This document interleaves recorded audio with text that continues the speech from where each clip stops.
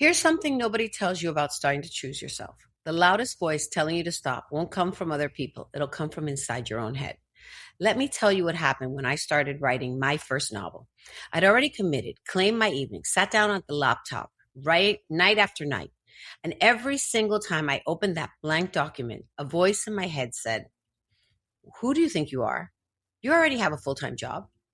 You already manage this medical practice. Your family needs you. And now you're going to add this to your plate." Not my husband. He was supportive from the start.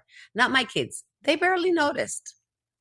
Me. I was the one standing in my own way. Welcome to the Joy Shift. I'm Kylie Suarez. Let's talk about the pushback that matters most, the kind that comes from inside. On Tuesday, we talked about finding your 5%, starting those small rebellions, claiming time and space for yourself. And if you tried even one small thing this week, you probably noticed something. There's a voice, loud, persistent, telling you all the reasons this is a bad idea. You're already doing so much. Why add more to your plate? You don't have time for this. This is selfish. Who do you think you are? Here's what I want you to understand. That voice isn't wisdom. It's your achieving self trying to keep you safe by keeping you small. And she's convincing because she uses your sense of responsibility against you.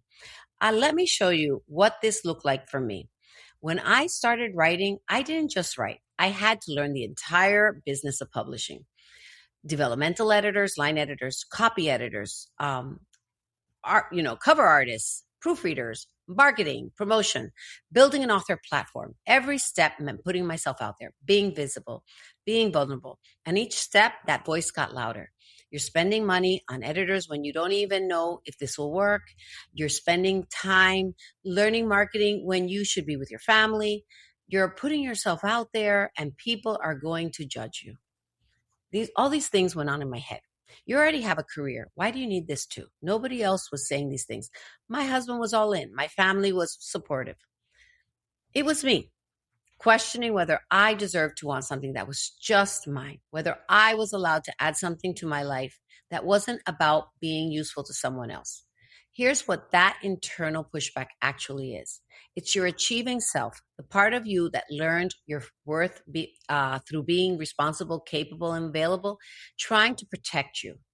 She's looking at your full plate and saying, adding more is foolish, dangerous. You'll fail at something. Better to stay where you are. She's looking at the vulnerability of putting your work out there and saying, if you don't try, you can't fail. Stay hidden, stay safe. She's not trying to hurt you. She's trying to keep you from getting hurt. But here's the problem. Keeping you safe means keeping you small. And small isn't working anymore. So how do you handle the internal pushback? First, recognize it for what it is. When that voice says, you're already doing so much, why add more? That's not practical wisdom. That's fear. And that's what it is, fear. The question isn't, should I add something to my plate? The question is, what happens if I don't? Because here's what I learned. Not writing felt worse than the overwhelm of learning to write. Staying hidden felt worse than the vulnerability of being seen. Your achieving self will tell you the safe thing is to stay where you are. Your achieving self will tell you the safe thing is to stay where you are. But you know better. Staying where you are means slowly disappearing. Second, distinguish between practical concerns and fear in disguise. Sometimes your brain raises legitimate questions. How will I actually fit this into my schedule?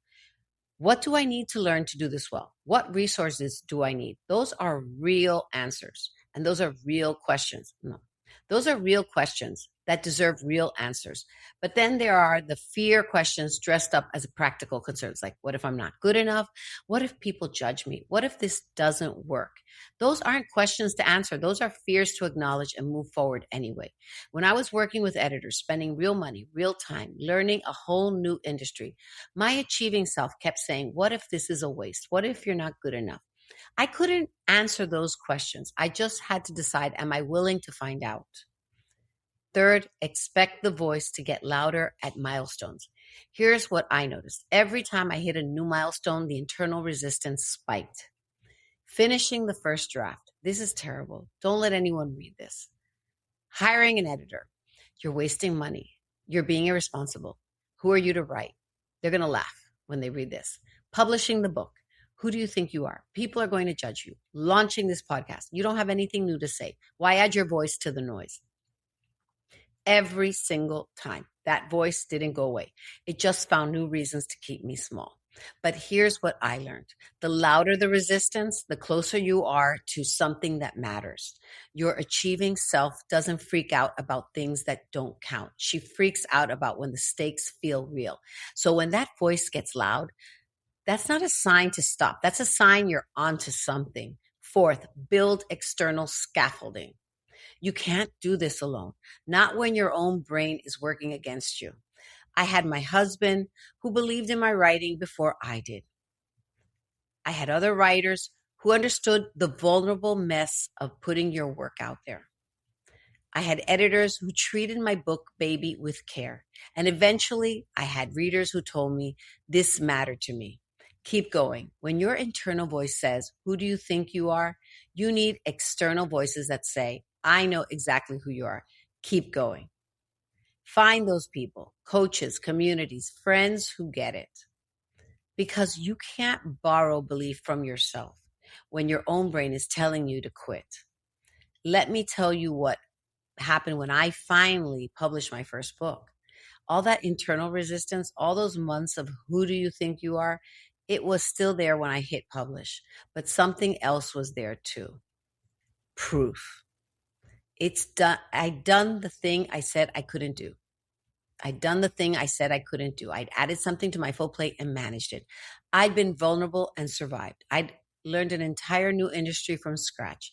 My achieving self didn't disappear, but she got quieter because now I had evidence. I'm allowed to want things just for me. I can add something to my life that feeds me, not just others. I can be visible and vulnerable and still be okay. That evidence changed everything.